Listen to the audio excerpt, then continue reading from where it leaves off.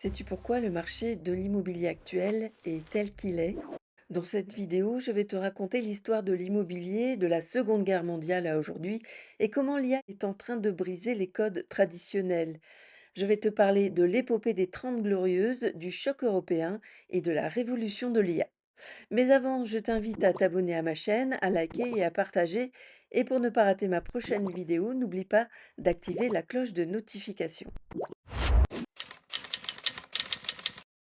1945, la guerre est finie, mais le combat continue. La France est en ruine et le constat est glacial. Il manque 5 millions de logements. Pour des milliers de familles, le quotidien, c'est le système des le froid et parfois les bidonvilles dans les banlieues des grandes villes. Face à ce constat, l'État doit réagir et vite. C'est l'heure des grands chantiers. Il lance alors le grand plan Un toit pour tous. Et là sortent de terre en un temps record les HLM, les barres d'immeubles et les grands ensembles. Pas toujours avec amour, on est d'accord, mais ça suffit à loger tout le monde et surtout à fournir aux ouvriers des bidonvilles, l'eau courante et le chauffage. La France se reconstruit tant bien que mal. En 1948, on veut protéger les locataires avec une loi qui bloque les loyers. Une loi tellement protectrice pour les locataires qu'elle a transformé des appartements et des immeubles entiers en musées de l'insalubrité.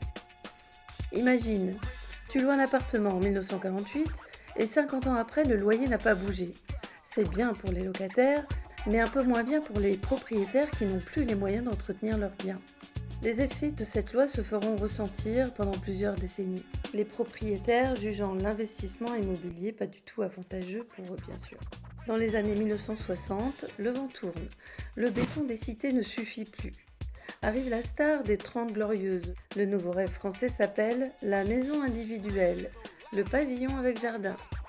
Grâce à l'arrivée du crédit facile, la propriété devient enfin accessible aux ménages les plus modestes. C'est la naissance de la France des lotissements où chacun veut son petit carré de jardin et sa liberté. Dans les années 1970-80, s'endetter devient un calcul audacieux. Pourquoi? Parce que l'inflation galopante grignote la dette à la place de l'emprunteur. Je t'explique. À l'époque, tu pouvais emprunter 100 000 francs et tu remboursais 100 000 francs. Mais 100 000 francs qui valaient moitié moins. C'était un peu la fast money de l'époque, sauf que c'était pour acheter des maisons, pas des baskets en série limitée. Mais le réveil est brutal dans les années 1990. C'est la fin de l'insouciance avec la première grosse bulle immobilière qui explose. C'est ce qu'on pourrait appeler le crack immobilier. À Paris, c'était un gros coup de marteau-piqueur sur la tête. Le déséquilibre s'accentue entre l'offre et la demande et les prix s'enflamment comme un château de cartes après un passage de Godzilla. Et chez nos voisins, comment ça se passe? En Allemagne, ils sont plutôt zen. C'est un pays de locataires et ils sont pragmatiques. La propriété, c'est bien, mais ça n'est pas la priorité absolue. En Espagne, en Irlande, c'est le festival de la construction sauvage. On monte des immeubles comme des Legos. On dit allez, on y va, et puis boum, la crise de 2008 arrive et tout s'écroule. La crise des subprimes, comme on l'appelle, nous vient tout droit des États-Unis. L'éclatement de la bulle immobilière américaine causée par l'augmentation des taux de crédit de la Banque centrale américaine, la Fed, déclenche une crise économique mondiale. Merci l'effet papillon. Des villes se retrouvent avec plein d'appartements vides. En France, on ne panique pas. L'immobilier, c'est notre valeur refuge. L'État soutient son marché immobilier à coups d'aide publique avec la loi Pinel ou avec les prêts à taux zéro. Même quand tout brûle, on se dit au moins j'ai les murs. C'est notre bouée de sauvetage. Entre 2000 et 2025, une fracture se creuse. Les prix de l'immobilier grimpent plus vite que nos fiches de paye. C'est ce qu'on appelle le grand découplage. Les salaires qui fondent sur place et les prix immobiliers qui prennent l'ascenseur sans nous attendre.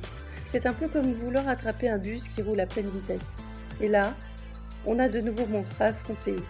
Le DPE, le diagnostic de performance énergétique. Si ta maison ressemble à un frigo ouvert en plein hiver, oublie sa location, même si c'est en train de changer.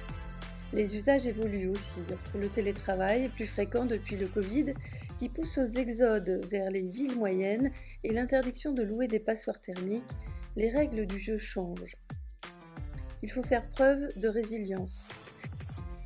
Malgré la hausse des taux en 2023-2024, le modèle français des taux fixes permet de mieux résister que nos voisins suédois ou allemands. On en arrive à l'année 2025, peut-être l'année du grand soulagement. Après 2 ans de gel, le marché immobilier français reprend un peu de souffle. Plus de 850 000 transactions, on quitte enfin la zone rouge. Les taux baissent et atteignent 3,3% en décembre. Les acheteurs respirent un peu mieux. Alors, est-ce que le marché de l'immobilier en 2026 sera propice à la reprise? Les prix nationaux repartent doucement à la hausse, environ plus 1,5%.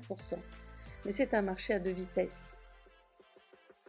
L'Île-de-France mène la danse avec plus 2,1%, alors que la province reste plus calme.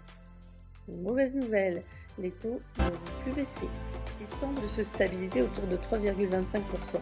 En conclusion, le marché a l'air de se stabiliser et dans l'immobilier, il faut toujours rester prudent. Enfin, et parce que tu te poses sans doute la question, je vais te parler maintenant de l'intervention de l'IA dans l'immobilier. Tu l'auras compris, l'intelligence artificielle débarque dans tous les domaines et elle ne rigole pas avec la pierre. L'IA analyse tout, elle est même capable de prédire la valeur de ta maison dans ton quartier l'an prochain. Si tu es agent immobilier et si tu ne veux pas disparaître, tu dois prendre le train de l'IA en marche et transformer l'achat en expérience instantanée. Parce qu'en plus de ça, les acheteurs maintenant, toujours grâce à l'IA, sont beaucoup plus informés qu'avant. À toi de trouver ton talent et ta valeur ajoutée pour te démarquer. Pour conclure, en moins de 80 ans, on est passé d'un besoin vital de se loger en 1945 à un actif financier complexe, pour finir aujourd'hui avec une IA qui est en train de changer la donne. Mais la pierre reste solide. Ce qui change, c'est la manière de l'acheter et de l'habiter. Tout ça va changer dans les 10 prochaines années, et devine qui le dit, c'est l'IA bien sûr. Si tu as aimé cette vidéo, mets un pouce, abonne-toi à ma chaîne et écris-moi tes impressions en commentaire.